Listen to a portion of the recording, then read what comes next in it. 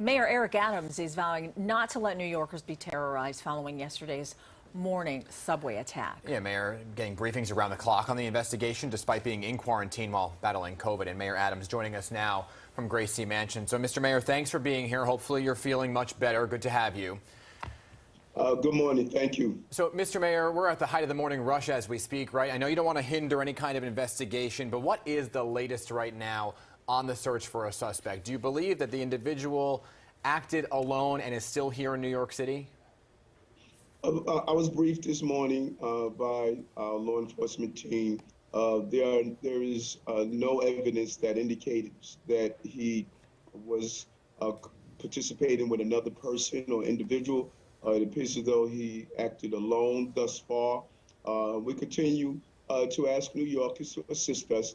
If you see something, say something, and as we say, do something, notify your local authority. We don't want people to approach this individual, but if you do identify or see him or have any information about his whereabouts, please notify your local authorities. Yeah, can we talk a little bit more about this person of interest in the case, 62-year-old Frank James? He actually posted a video on YouTube last month where he criticized you and your decision to clear out the homeless from the subways as part of your public safety plan. Do we have any more information about him, where he's from, and what is his connection to New York?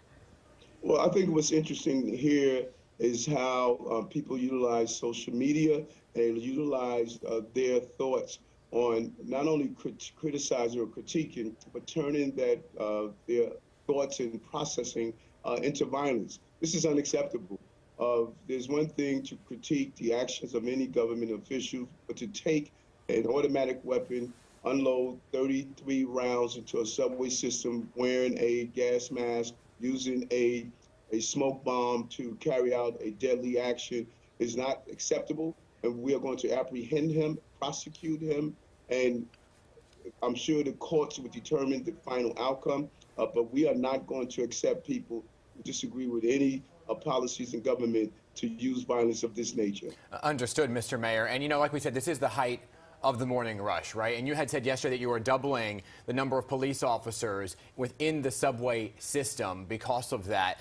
Some people are saying maybe there are not police are the answer to this on the morning commute. But you're also talking about new technology. There's been a lot of discussion around metal detectors, whether or not they would work. What is this technology you are speaking of? And is the MTA on board with this being tested in the system?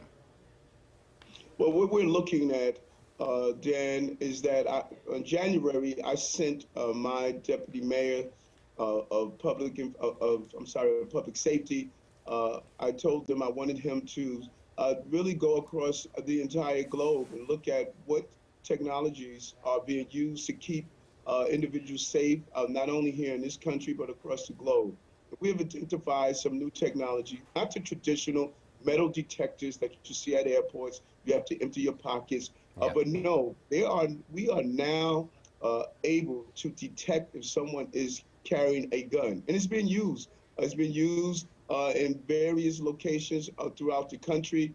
We are going to explore the use of that in our subway system. It's not going to get in the way of movement. It is very easily mobile that you could move around. And so we are going to use every method to keep New Yorkers safe. But you spoke to the MTA about that?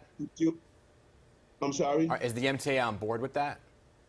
But it's part of the conversations that we're going to have. First, we have to find the technology. Then we sit down and let them see and explore it. The police department looked at some of the technology that we presented, and then we would sit down with the MTA. And I'm sure that they joined me and wanted to keep our subway system safe. Yeah, one of the things that clearly could have helped and could help in finding this suspect is if those surveillance cameras inside the subway station were actually working, but apparently the ones in that station malfunctioned. Are you now requiring the MTA to check all the cameras in the system to make sure that they are working properly now? Oftentimes when people talk about the subway system that I use often, they think that the mayor's in control of it, and we are not. The state is in control of the subway system. We police the subway system, and we have been extremely cooperative with the MTA in discovering what is taking place with those cameras. And we should do an analysis of all the cameras. If there's a malfunction, we should do whatever is needed to immediately repair them. because these cameras play a vital role in apprehending and laying out an actual incident such as this. Mayor Adams, I know that you are tight on time this morning, so we are simply out of time. I appreciate you being here, and speedy recovery to get you back out there out of Gracie Mansion. Thank you. Take care.